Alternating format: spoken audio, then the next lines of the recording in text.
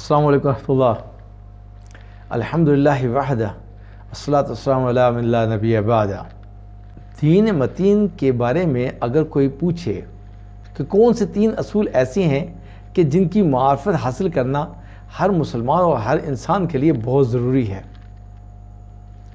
تو اس کے لیے پہلی تو بات یہ ہے کہ بندے کو اپنے رب کی معرفت حاصل ہو، اور دوسری کہ رب کے دیے ہوئے دین کی معرفت حاصل ہو، اور تیسری بات جو کہ ہر انسان پر واجب ہے، ہر مسلمان پر واجب ہے، وہ ہے اپنے نبی محمد رسول اللہ صلی اللہ علیہ وسلم کی معرفت حاصل کرنا۔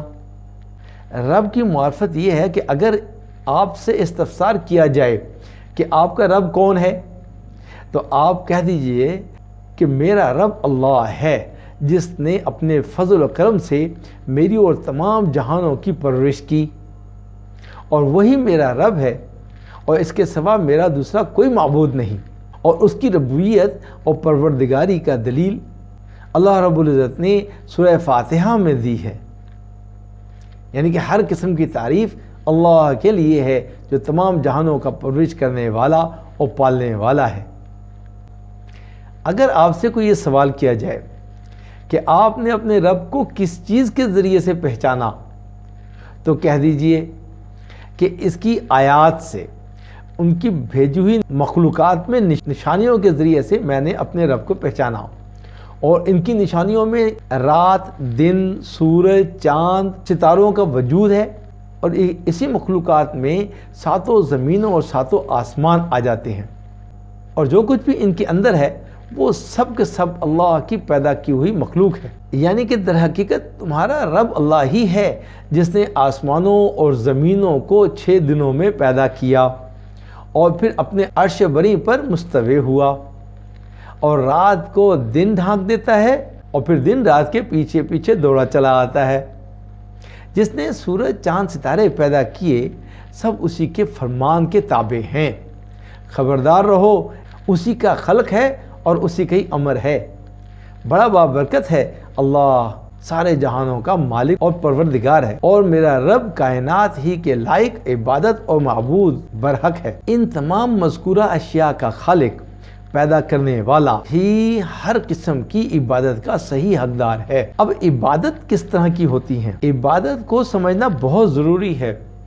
اللہ تعالیٰ نے جن انواع و اقسام کی عبدیت کو بجا لانے کا حکم دیا ہے، مثلا اسلام ایک عبادت ہے، ایمان ایک عبادت ہے، احسان، اور ایسے ہی دعا، خوف، امید، ورجاء، توکل، رغبت، خوف، ڈر، ہیبت، خشوع، خشیت، رجوع، استعانت، استعاذہ یعنی کہ پناہ لینا، استغاثہ، ذبح کرنا، قربانی دینا، اور نظر و منت۔ ان کے علاوہ بھی بہت ساری عبادتیں ہیں جن کا اللہ رب العزت نے حکم دیا ہے، اور یہ سب کے سب اللہ سبحانہ وتعالیٰ کے لیے مخصوص ہیں۔ یعنی کہ اگر ہم توکل کریں تو صرف اللہ کے ساتھ کریں، مخلوق سے کوئی کسی قسم کا توکل نہیں ہے۔ خوف کھائیں تو خوف بھی صرف اللہ کے لیے ہو، مخلوق سے خوف نہیں ہے۔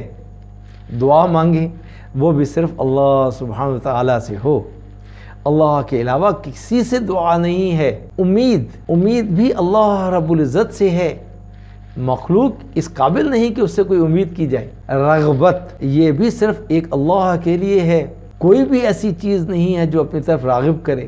ڈر اور خوف یہ بھی صرف اللہ سبحانہ وتعالیٰ کے لیے ہے، اور اللہ ہی سے ڈر ہے، اور باقی مخلوق تو خود کچھ نہیں کر سکتی، وہ تو مخلوق ہے، اس سے کس بات کا ڈر؟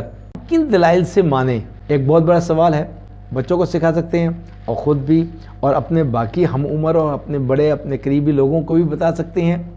توحید الہی کو دل و جان سے اپناتے ہوئے اپنے آپ کو اللہ کے مطیع و سپرد کر دینے کو، اور اس کے احکامات کی اطاعت کرتے ہوئے اس کا تابع فرمان رہنے کو، اور اس کے ساتھ کسی دوسرے کو ہرگز شریک نہ ٹھہرانے کا نام دین ہے۔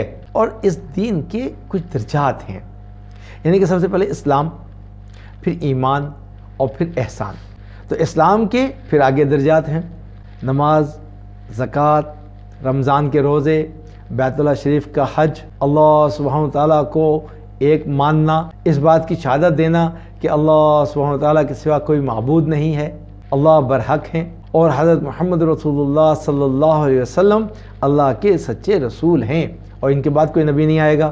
نماز، زکوٰۃ کا ادا کرنا، رمضان المبارک کے روزے اور بیت اللہ شریف کا حج۔ اب ایمان، اس کے ارکان کیا ہیں؟ پیارے نبی علیہ السلام کا فرمان ہے جس کا مفہوم ہے ایمان کے 70 سے بھی کچھ زیادہ شعبے ہیں، جن میں اعلیٰ ترین درجہ لا الہ الا اللہ، یعنی کہ اللہ کے سوا کوئی معبود برحق نہیں، اس کو کہنا اور اس پہ یقین رکھنا، اقرار بھی کرنا اور دل سے بھی ماننا۔ اور سب سے ادنا درجہ جو ہے وہ راستے سے ایذا یا ضرر اور نقصان پہنچانے والی چیزوں کو، یعنی کہ کانٹا، پتھر یا اور کوئی ایسی چیز، اس کو راستے سے ہٹا دینا۔ شرم اور حیا بھی ایمان کا حصہ ہے۔ تو ایمان کے 6 ارکان ہو سکتے ہیں۔ حضرات بزرگان دین نے ایمان کے 6 ارکان بیان فرمائے۔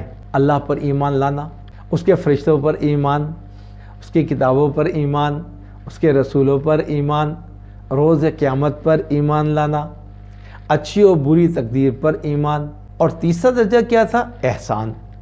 احسان کا ایک ہی رکن ہے کہ آپ اللہ سبحانہ تعالیٰ کی عبادت اس خشوع خضوع اور انابت و رجوع سے کریں کہ گویا اللہ سبحانہ تعالیٰ کو اپنے بچشم میں خود دیکھ رہے ہیں۔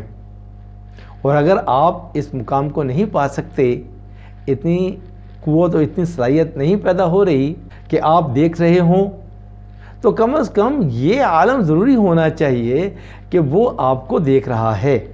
یعنی اللہ سبحانہ تعالیٰ ان لوگوں کے ساتھ ہے جو تقوی سے کام لیتے ہیں اور جو عبادتوں کو اچھی طرح سے کرتے ہیں، اور اس زبردست اور رحیم پر توکل رکھے جو آپ کو اس وقت دیکھ رہا ہوتا ہے، اور سجدہ گزار لوگوں میں آپ کی نقل و حرکت پر نگاہ رکھتا ہے، وہ سب کچھ سننے والا اور جاننے والا ہے۔ عمر رضی اللہ تعالیٰ عنہ بیان فرماتے ہیں کہ ہم رسول اللہ صلی اللہ علیہ وسلم کے پاس بیٹھے ہوئے تھے کہ اچانک ایک ایسا آدمی ہماری مجلس میں وارد ہوا جس کے کپڑے نہایت سفید اور بال نہایت سیاہ، اور اس پر سفر کر کے آنے کے کوئی علامت، یعنی گرد و غبار، گندگی اور کسی قسم کی کوئی ایسی بات نظر نہیں آ رہی تھی، اور ہم میں کوئی بھی اس کو جانتا بھی نہیں تھا۔ وہ نبی کریم صلی اللہ علیہ وسلم کے سامنے آپ صلی اللہ علیہ وسلم کے گھٹنوں سے گھٹنے ملا کر اور اپنے ہاتھ اپنی رانوں پر رکھ کر دو زانو ہو کر با ادب اور با سلیقہ طریقے سے بیٹھ گیا، اور اس نے کہا، اے محمد صلی اللہ علیہ وسلم، مجھے بتائیے کہ اسلام کیا ہے؟ آپ صلی اللہ علیہ وسلم نے فرمایا، اسلام یہ ہے کہ آپ اس بات کی گواہی دیں کہ اللہ کے سوا کوئی معبود نہیں اور محمد رسول اللہ صلی اللہ علیہ وسلم اللہ کے سچے رسول ہیں، اور یہ کہ آپ نماز قائم کریں، زکوٰۃ ادا کریں، رمضان المبارک کے روزے رکھیں، اور اگر زاد راہ کی استطاعت ہو تو بیت اللہ شریف کا حج کریں۔ اور پھر اس نوارد نے کہا کہ آپ صلی اللہ علیہ وسلم نے سچ فرمایا۔ ہم اس بات پر بہت متعجب ہوئے کہ پہلے تو آپ صلی اللہ علیہ وسلم سے سوال کرتا ہے، پھر خود ہی اس کی تصدیق بھی کر رہا ہے۔ اس کے بعد اس نے کہا، مجھے بتائیے کہ ایمان کیا ہے؟ آپ صلی اللہ علیہ وسلم نے فرمایا، ایمان یہ ہے اللہ سبحانہ تعالیٰ پر ایمان لائیں اور ان کو حق اور سچ مانیں، اس کے فرشتوں پر ایمان لائیں، اس کی خاص کتابوں پر، اس کے رسولوں پر، اور روز قیامت اور تقدیر پر، اور تقدیر خیر و شر پر مکمل ایمان رکھیں۔ تب اس نے کہا، مجھے بتائیں کہ احسان کیا ہے؟ آپ صلی اللہ علیہ وسلم نے ارشاد فرمایا، احسان یہ ہے کہ آپ اللہ سبحانہ تعالیٰ کی عبادت اس خشوع خضوع اور انابت اور رجوع سے کریں کہ گویا آپ اسے بچشم خود دیکھ رہے ہیں، اور اگر آپ اس رتبہ بلندی کو نہیں پا سکتے تو کم از کم یہ عالم تو ضروری ہونا چاہیے کہ وہ آپ کو دیکھ رہا ہے۔ تو اس نے کہا، مجھے آپ صلی اللہ علیہ وسلم یہ بتائیں کہ قیامت کب آنے والی ہے؟ آپ صلی اللہ علیہ وسلم نے فرمایا، جس سے سوال کیا جا رہا ہے وہ وقوع قیامت کے بارے میں سوال کرنے والے سے زیادہ نہیں جانتا۔ تو اس نے کہا، علامت قیامت ہی بتا دیں۔ تو آپ صلی اللہ علیہ وسلم نے فرمایا، لونڈی اپنے آقا کو جنم دے گی، اور آپ دیکھیں گے کہ ننگے پاؤں ننگے بدن بھیڑ بکریاں چراتے پھرنے والے لوگ بڑی بڑی عمارتیں بنا کر فخر کریں گے۔ حضرت عمر رضی اللہ تعالیٰ عنہ فرماتے ہیں کہ اتنی باتیں کرنے اور سن لینے کے بعد وہ نوارد تو چلا گیا، مگر ہم تھوڑی دیر تک ساسما و خاموش بیٹھے رہے۔ تب رسول اللہ صلی اللہ علیہ وسلم نے فرمایا، اے عمر رضی اللہ تعالیٰ عنہ، کیا آپ جانتے ہیں کہ یہ نوارد شخص کون تھا؟ ہم نے کہا اللہ اور اس کے رسول صلی اللہ علیہ وسلم ہی زیادہ بہتر جانتے ہیں۔ تو آپ صلی اللہ علیہ وسلم نے فرمایا کہ یہ جبرائیل امین تھے، جو ایک اجنبی کی شکل میں تمہیں امور دین کی تعلیم دینے آئے تھے۔ یہ تو ہے بھئی اللہ سبحانہ تعالیٰ کی اور دین کی معرفت۔ اللہ سبحانہ تعالیٰ کی معرفت حاصل کرنا یہ ہر مسلمان پر لازم ہے کہ ہم اپنے بچوں کو بھی سکھائیں کہ اللہ سبحانہ تعالیٰ کی معرفت کیا ہے، اللہ سبحانہ تعالیٰ کی پہچان کیا ہے، اس دنیا اور جہاں میں کیسے عبادت کرنی ہے، اللہ کو ہم نے کیسے الہ ماننا ہے، اور باقی مخلوق کو کس درجے پر رکھنا ہے، اس کو کتنی اہمیت دینی ہے۔ انشاءاللہ اگلی ویڈیو میں ہم گفتگو کریں گے رسول اللہ صلی اللہ علیہ وسلم کی معرفت۔ آپ صلی اللہ علیہ وسلم کی پہچان ہر مسلمان کے اوپر لازم ہے، وہ اس چیز کو سیکھے اور اس پر ایمان رکھے۔ ویڈیو کو پورا دیکھا کریں اور لائک بھی کریں، اپنے کمنٹس بھی دیں۔ جزاکم اللہ خیر۔ السلام علیکم ورحمۃ اللہ۔